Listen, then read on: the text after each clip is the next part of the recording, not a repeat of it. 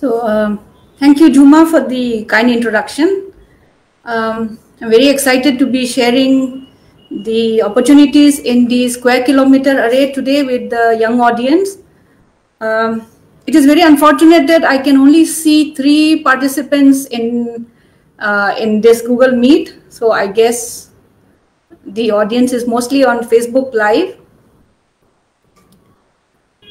So I will share my screen now.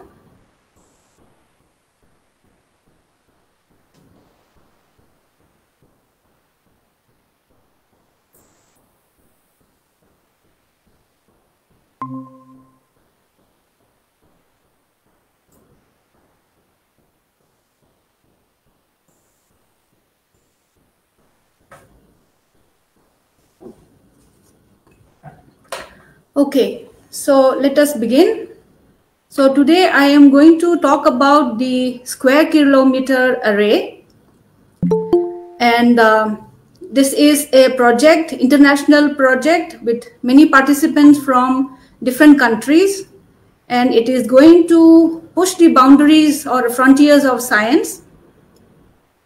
And here there are 2 logos. One is for the Square Kilometer Array International collaboration, and the other one, if you can see my cursor, the other one is for the SKA India collaboration.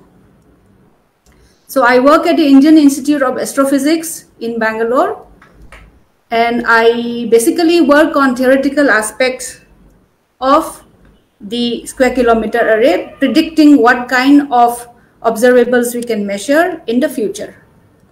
So let us first, I will begin by describing to you what the square kilometer array is. So let us see what it is. So as the name suggests, it is an array of antenna, and the array of antenna consists of 2 kinds of antenna. First is the dish antenna, which we are all familiar with from our television sets at home. So it is expected that when the SKA construction is over, we will have about 3,000 dish antenna, and each of them will be 15 meters wide. Then we will also have 1 million different kind of antenna called the aperture array antenna. So this picture here shows the dish antenna, which are this dish pictures here, and the aperture array are the ones which are on this left lower corner. So this is going to be an array of antenna, and eventually when the construction is over, it will be spread over 3,000 kilometers. It will extend all the way up to 3,000 kilometers from the central location of the antenna. So it's going to be really big. It's going to be the largest radio telescope in the world. Then the next thing is what it will do is it will receive radio signals. So we are, I think almost everybody in the audience will be familiar with radio signals because it is very much a part of our daily lives. So the radio signals, the frequency or the wavelength. So we talk about frequency or wavelength of the radio signal. I will describe it a little bit in the later part also, but I can summarize here. I summarize here what the frequencies are. So the square kilometer array will be built in different stages. The first stage will have radio antenna which will receive signal from 50 to 350 megahertz. So just to relate this to our daily life, you can remember that FM radio is around 90 to 100 megahertz. So it is going to be similar to those ranges. Then the second phase will cover 350 megahertz to 14 gigahertz. And the third one will extend up to 30 gigahertz. So this is planned to be built. And if we combine all the collecting area of the dishes, it will cover 1 square kilometer, combined collecting area, the signals that it can collect. will be like 1 kilometer across and 1 kilometer, 1 by 1 kilometer. So the name comes from, the square kilometer array comes from this fact that it will have a collecting area of 1 kilometer square. Okay, so then we can ask, where is it going to be? So it is going to be located in two places. First is Western Australia and the second is in South Africa.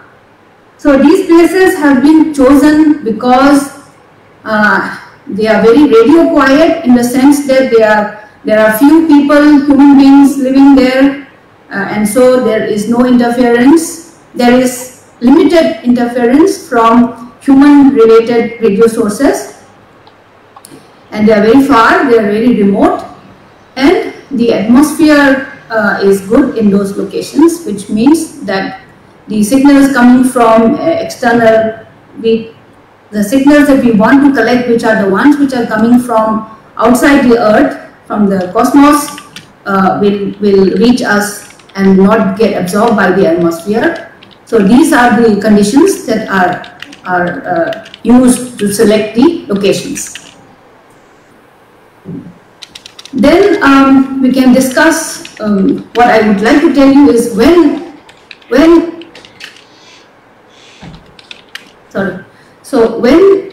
is it going to be built? So here is a brief, this 3-component timeline of the SKA. So the idea of constructing this huge radio telescope was conceived in the 1990s. Astronomers wanted to probe the cosmos, ask questions about the cosmos, and so the idea was conceived.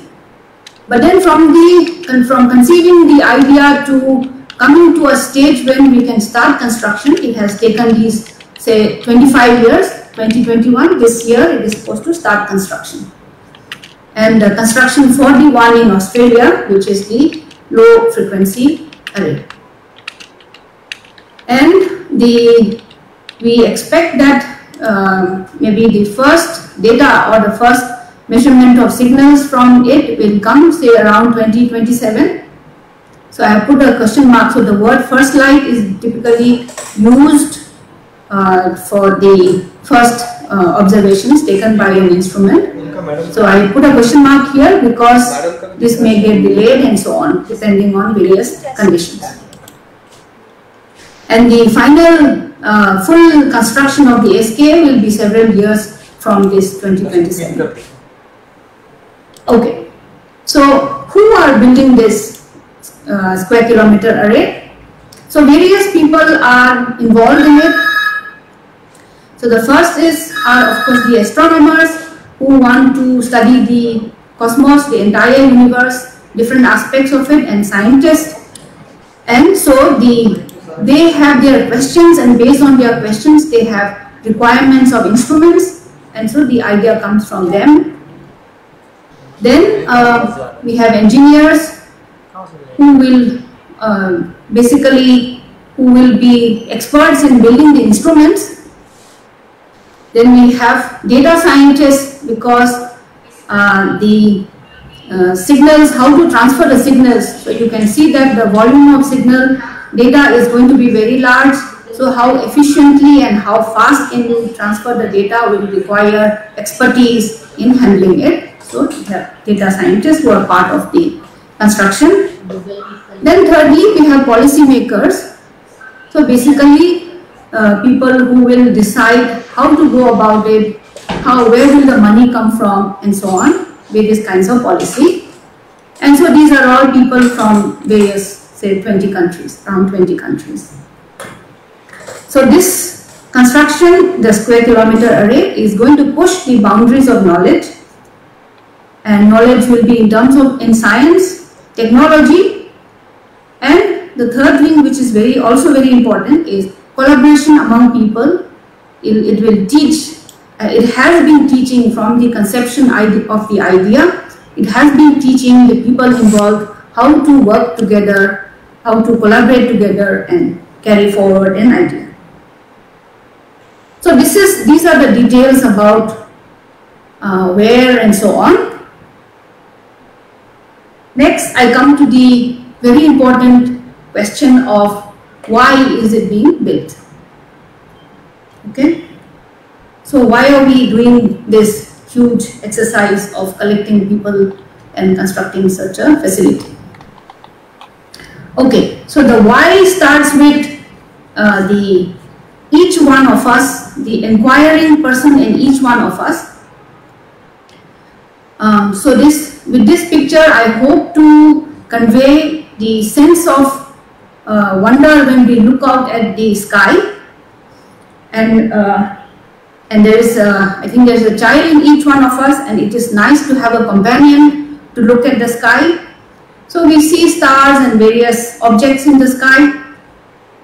Then there is the other kind of looking, which involves looking at various equations, right? So we have a simple equation which we see in school here.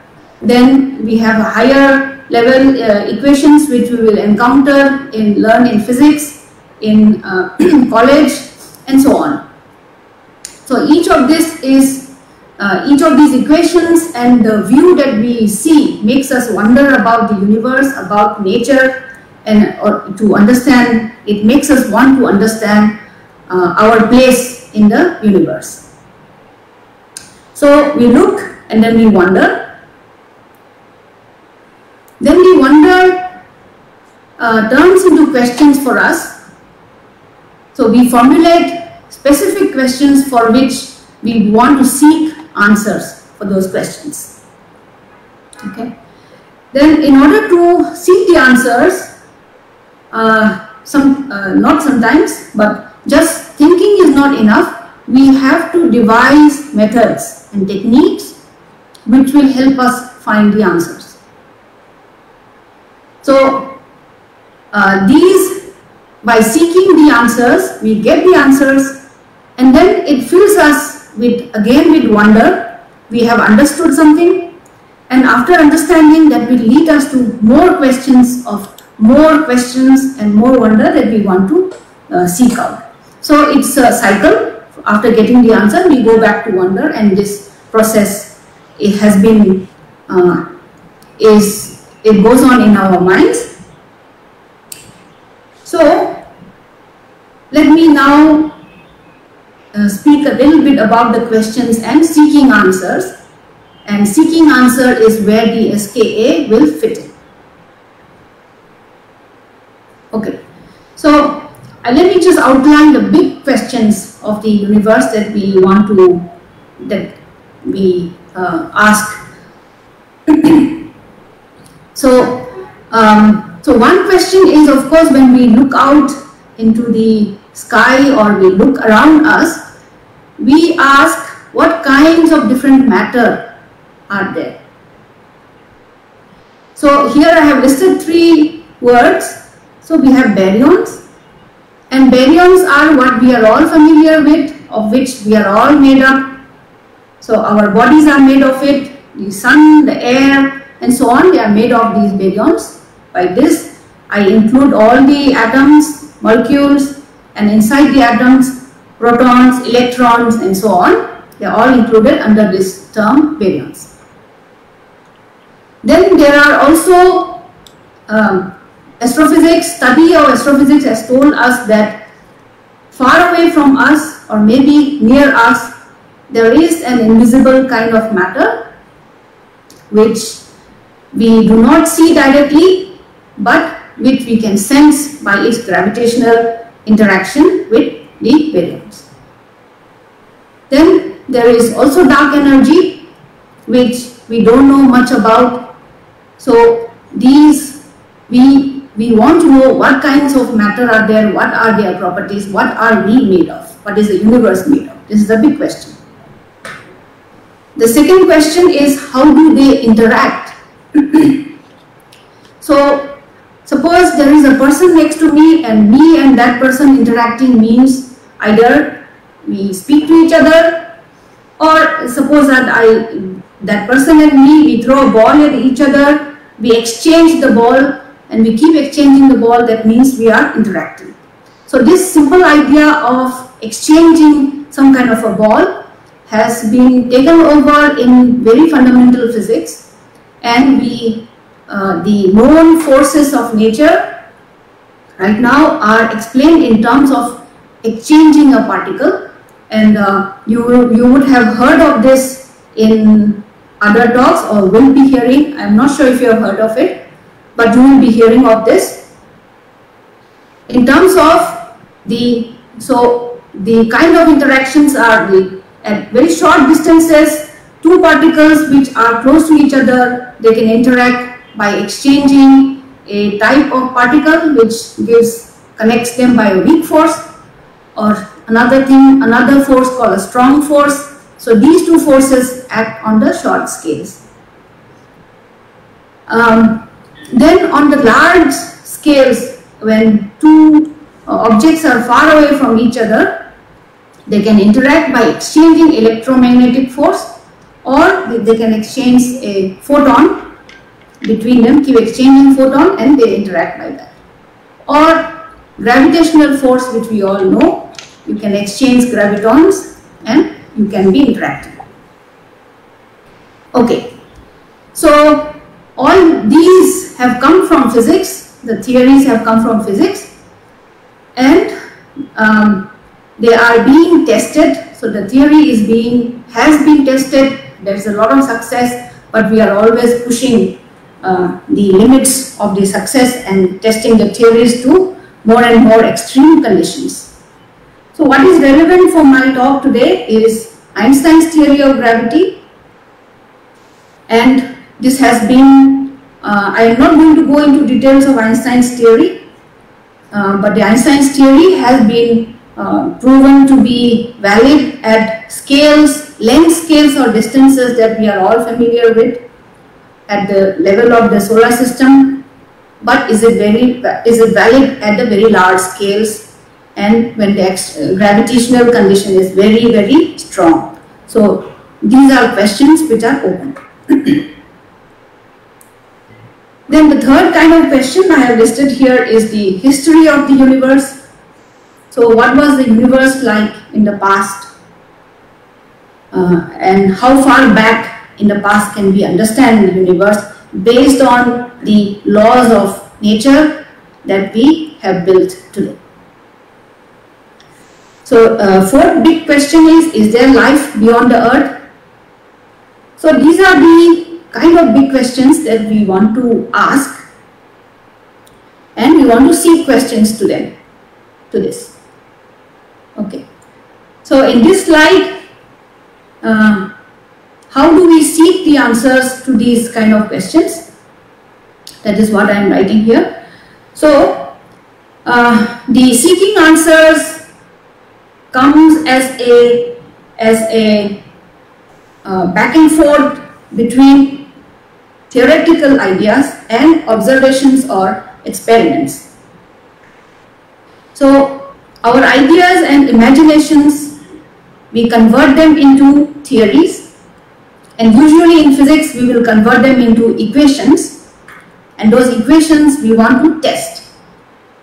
We don't just believe an equation because it is nice looking. We have to confront it with experimental data and see whether that equation holds or not. So in order to do that, we do experiments and observations. I use these two words because observations, when we talk about astrophysics and the universe, we cannot really repeat experiments. We can only observe the signals as they are coming from space. Okay, so the observation can be, the process of doing the observation involves receiving signals, and as of now with the physics that we know, there are three kinds of signals that we can receive.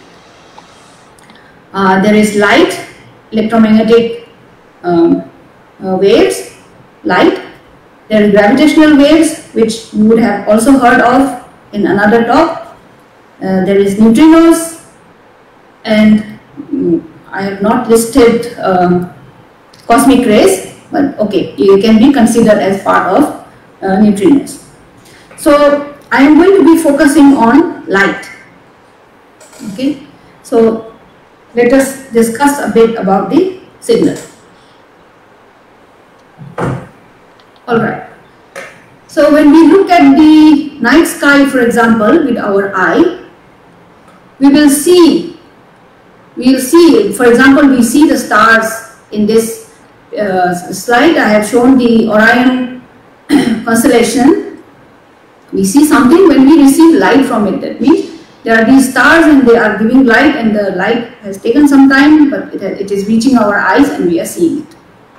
So I have put the seeing in quotation because the light that we receive, our eyes need not be the only instrument with which we see. We can see with other instruments, which not necessarily our eyes. So here I am showing the Orion constellation again, which is this as seen with our eye. Now if I change it to the infrared, if I use a filter and cut out all other waves and I see in infrared, which is slightly longer wavelength, then we see this kind of an image. So if we had only believed with our own eyes, we would have thought that okay, there are these stars and there is nothing else. However, this infrared image is telling us that there is a lot of material out there which is giving infrared radiation, which not necessarily in the optical. So our eyes are not able to see. So we all learned in school that the light comes in a huge range of wavelengths, from very short wavelength gamma rays all the way up to very long radio wavelengths.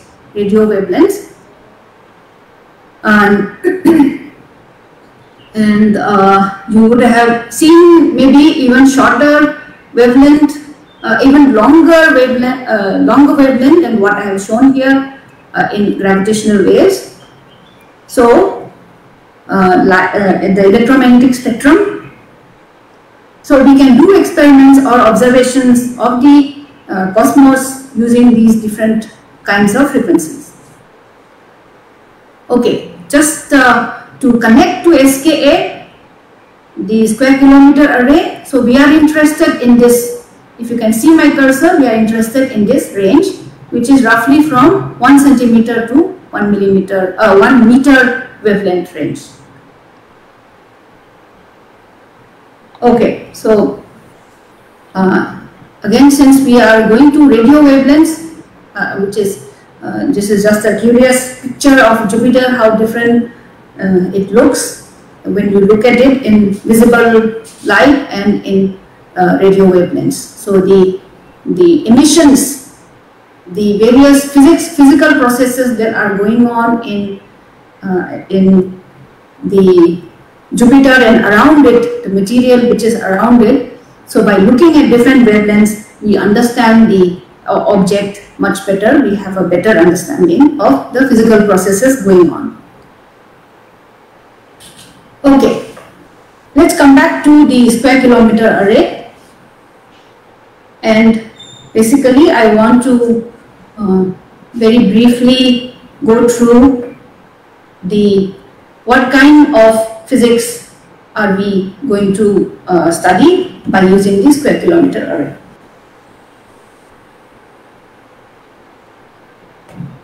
Alright, so I mentioned already that the square kilometer array is going to start from around 1 centimeter, which is, I'm depicting it by this, and 1.5 meter at the 30 gigahertz wavelength.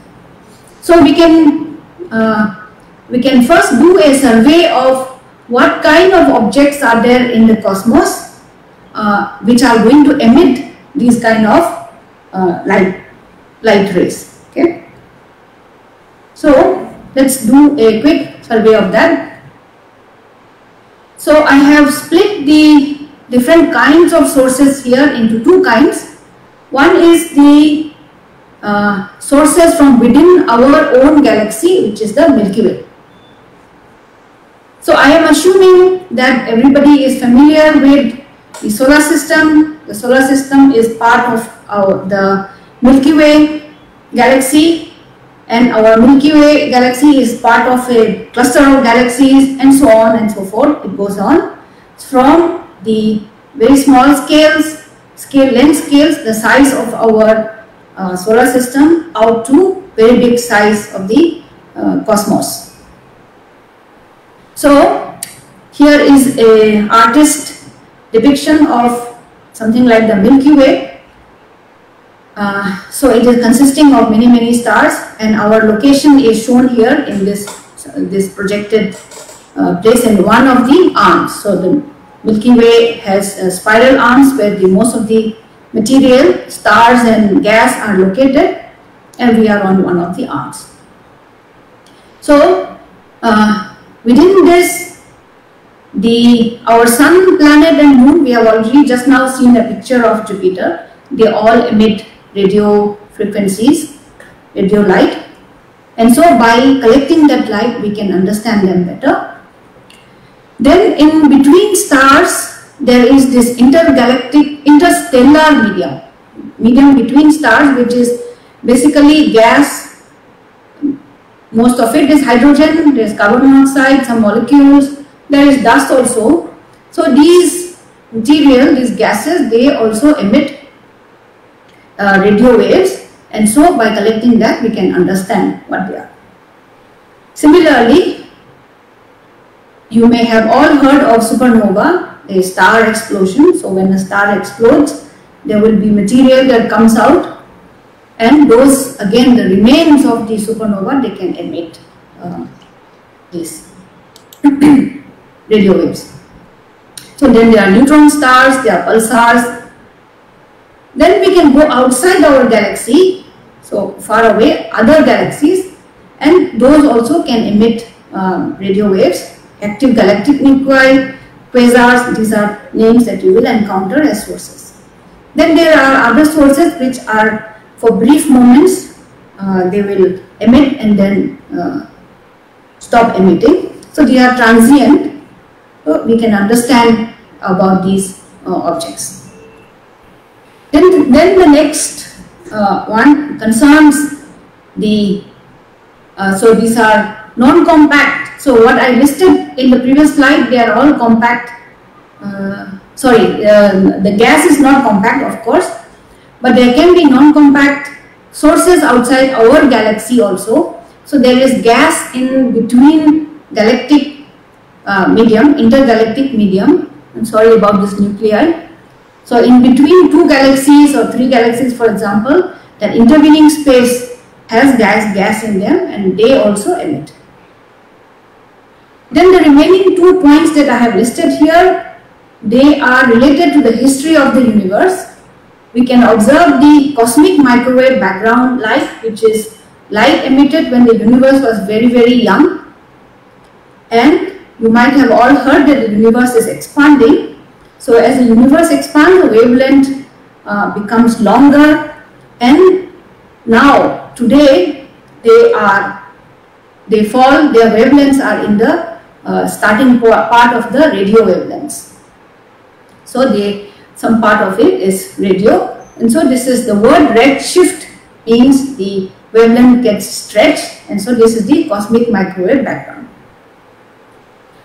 Then the next important source of this emission is the hyperfine transition of hydrogen, which means, so for people in the audience who are in school, you may not know this hyperfine transition and so on, but you can think of this as neutral hydrogen. You know a hydrogen atom.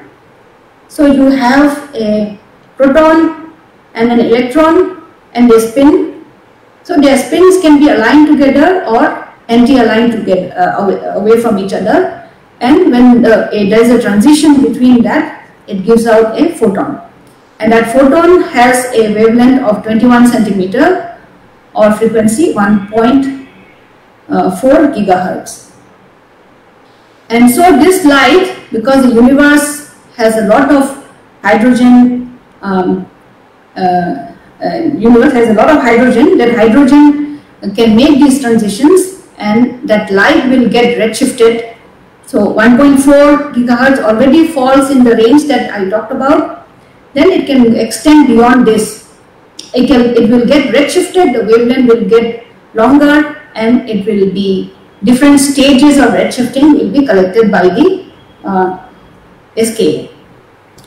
I seem to have overshot my time, so I will skip this slide, and I will take maybe just a few more minutes to talk about where is India in the square kilometer array consortium. Okay. So India is a major part of the SKA partnership, and in India various institutions are part of it. And so this is the logo, and this logo is designed by Kanaya Malakar and Kanan Datta, and it represents radio antennas, 3 radio antennas, and it also represents people coming together to chase our dream. So this is what they say. It's a very nice logo. So here in this slide I am showing in India where are the various institutions located. So you can see institutions from all over India are part of it. The main center is at NCRA, the National Center for Radio Astronomy, TIFR, in Pune. So this is the main center, and these other members are there from various institutes. I belong to Bangalore IIA.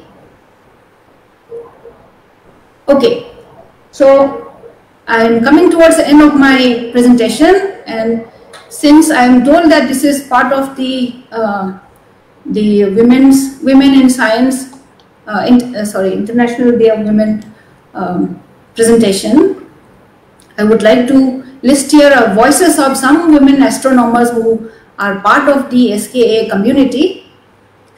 So you can find these, most of these in the SKA website, which I will show at the end. You can note it down and you can look there.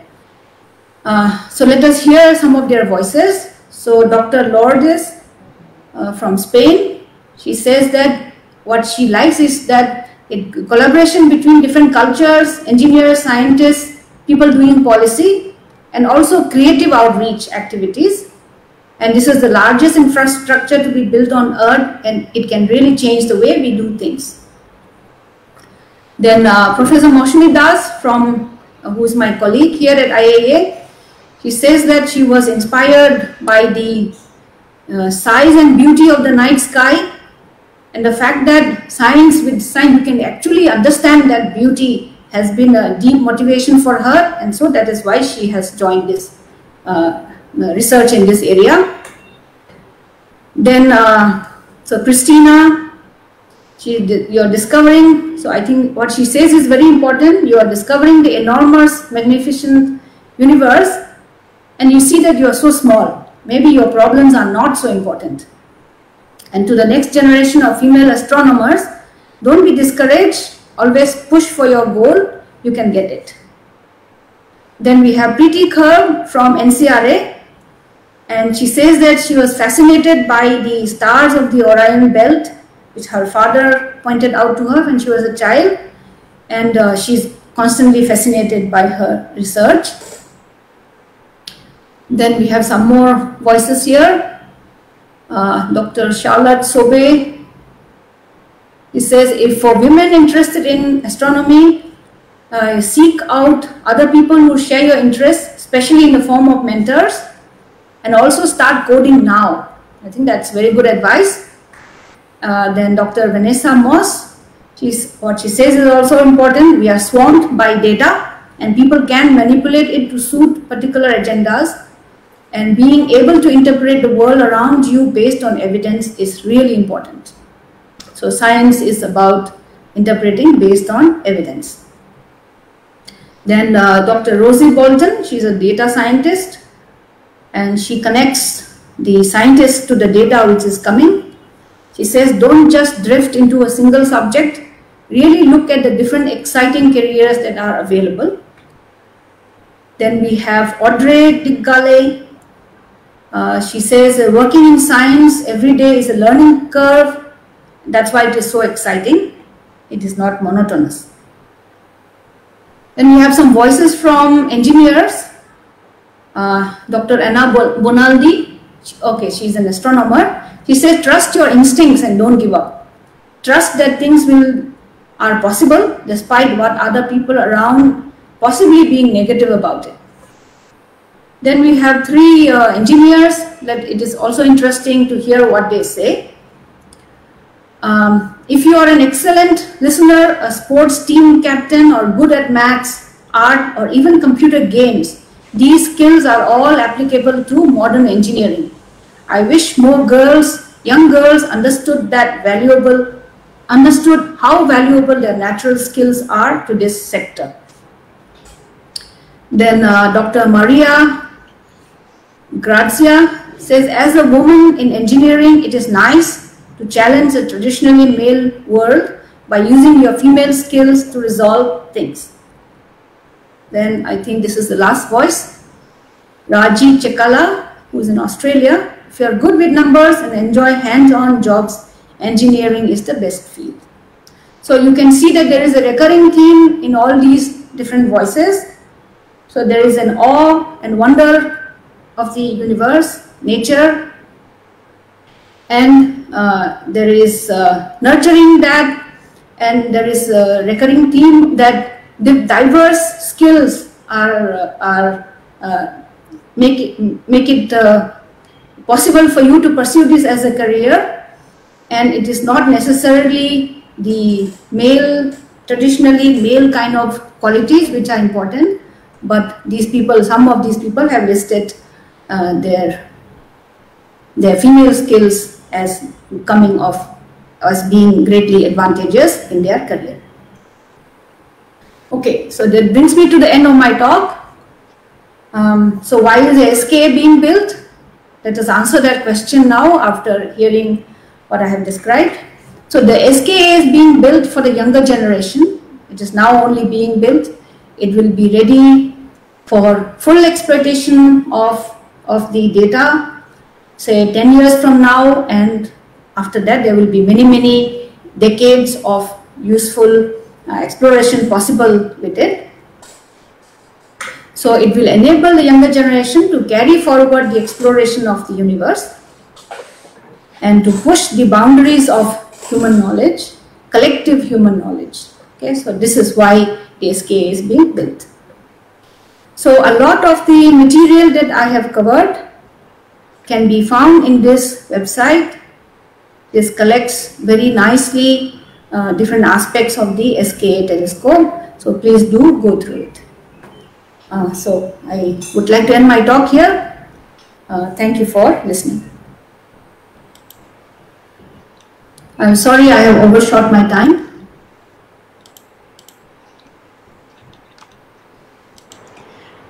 Thanks a lot, ma'am, for this wonderful lecture. Now we will take up some questions. There is one question: how will SKA benefit the participant countries and the world at large? How will SKA benefit? Okay. There are many benefits. So I have only listed the exploration and understanding of the humanity as a collective group. But apart from that, SKA is in terms of, so we can list in terms of various headings. So the first advantage will be in terms of technological development. Okay. So the SKA, the design in terms of the material which will be used to build the dishes and so on, they all require, in order to decrease the cost and in order to increase efficiency, the speed of collecting data and so on, various conditions have gone in, and that requires innovation in terms of developing the materials. That is one aspect. Another useful aspect is that there will be the data analysis or the data transfer technology, internet technology. The speed which is required is, you will find in the SKA website, the number quoted is that it will be 100,000 times faster data speed will be required than the global average of internet. Okay, so these conditions, these requirements are pushing technology. I have just cited 2 examples. There will be others that you can find on the website. So it is pushing technology, and all of these will filter back into society as useful. It will improve the quality of life. So this is in terms of technology. The second important aspect that I want to mention is that it will, so I already listed that it improves, I mean, in order to make SKA a success in terms at the time of building and at the time of utilizing it in the future, upcoming future, utilizing the data, it is going to require collaboration amongst people from all over the world. And that, I believe, and that's a skill, so that is changing the way science is being done. So traditionally, till say 20-30 years ago, at least till 20-30 years ago, we had, science was done mostly in at most small groups. Most of the science, I'm not saying all, but small groups in small labs. But that is changing now, and that this is collaborating. The entire world has to collaborate, and I believe that this will promote peace and collaboration, mutual respect and understanding. Then the third is, of course, was the topic of my talk. I said that we are going to push the frontiers of knowledge. I hope that answers the question. Yes, ma'am. I'll move to some other questions. Someone is asking, how accurate are these images? How accurate are these images? Yes, ma'am. Images. So that's a very kind of vague question. I mean, because I did not have any particular image in mind, but I will answer it by saying that it is driven by the physics question or astrophysics question that you are asking.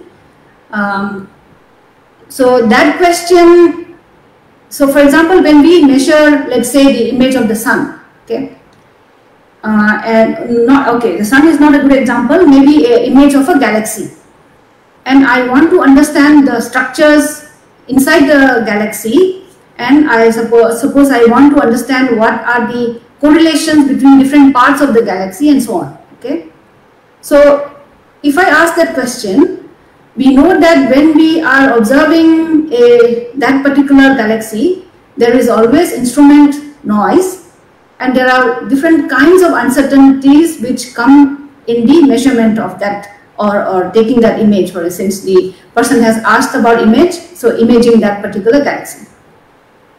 So we have to, there is the concept called signal to noise. So we have to reduce the uncertainties, because we don't want to be analyzing just things in between.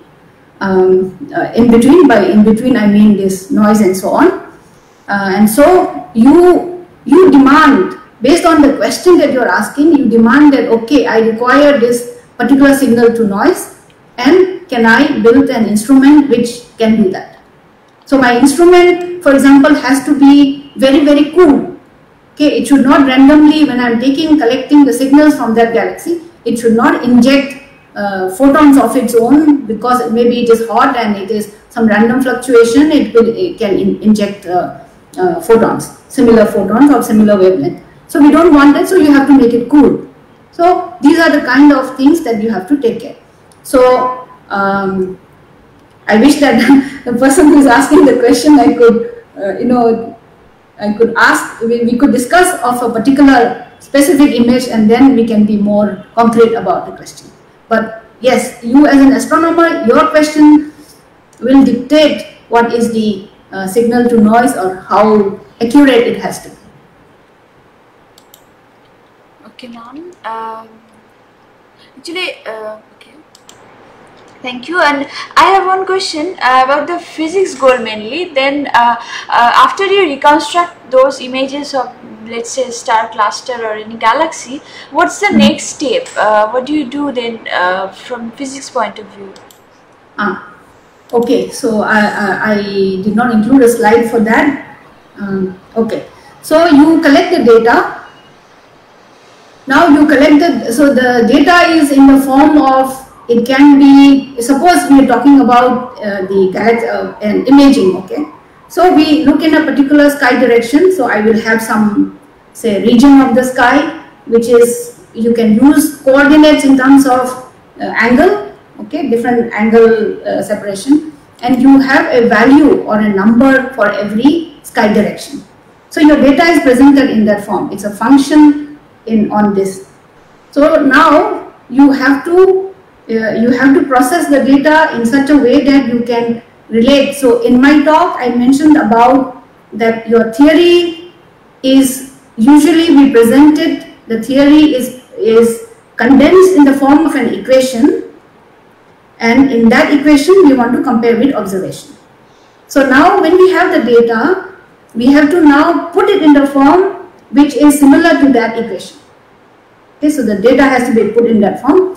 Then in the theory you will have different parameters, different conditions. So your theory will give you a quantity, and the data will be reprocessed and put in the form of similar quantity so that the two can be compared. And that comparison is what will say the theory which agrees, the equation which agrees most with this data, the process form is, you will say, okay, we trust that this is the correct theory. So that is how it goes.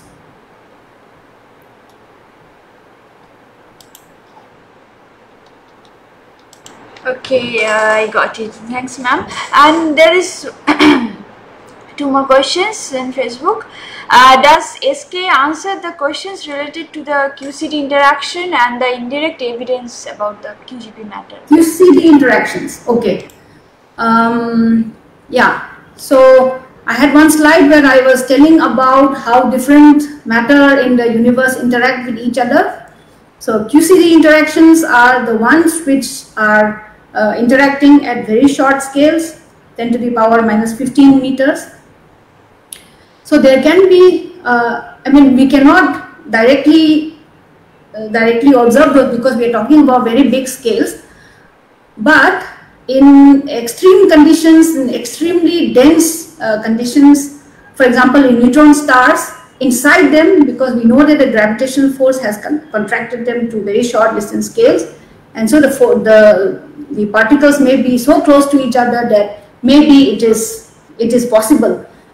So then in that case, so those interactions may give out electromagnetic interaction or gravitational wave interaction. So these two can be probed by, so you have to work out under those extreme conditions related to QCD, what are the kinds of electromagnetic forces, at least since I am talking about SKA, which is going to observe electromagnetic radiation. You can estimate what are the electromagnetic range, what frequencies will it emit and so on, and you can try to compare with the theory. Unfortunately, I cannot tell much more than this because I don't know much about this area.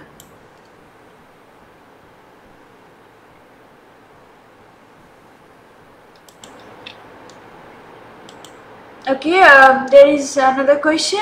Is there any limit to the universe expansion, or is the universe expected to keep on expanding infinitely?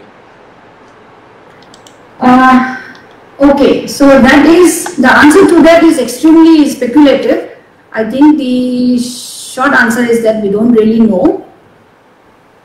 But if we believe, so whether a universe expands or not, so if you have some idea of Einstein's general theory of relativity, whether it expands or not depends on the material. So we know that the expansion is part of the geometry and topology of the universe, and that is determined by what kind of material is present in the universe.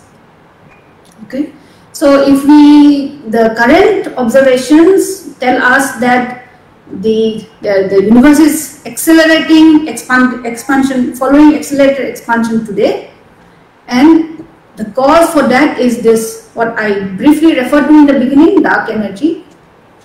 So it basically depends on the nature of dark energy. The answer to that question depends on the nature of dark energy. So if it is something called the cosmological constant, which is a constant, then the universe will just keep on accelerated expansion. It will keep on doing that infinitely. So we need more data to answer that question. Okay, with the limited data we have now, it says it will keep on expanding in an accelerated manner, and it will keep going on. Okay. We have one question: how will the images of planets help us to study them? You have already answered that. So I'm skipping that, and okay. I don't see any more new question. Okay. Okay, no more question. So I'd like to thank you, Dr. Chingam, for your lecture and very nice interaction. I hope the audience has got some idea about this, and for details they will definitely visit your website. There they can see the details. I'd like to thank all the participants for showing their curiosity in the frontiers of science. And we have the last lecture on Monday at 4 p.m. So I'd like to end the meeting here. Thank you once again, ma'am. Thank you, Jim.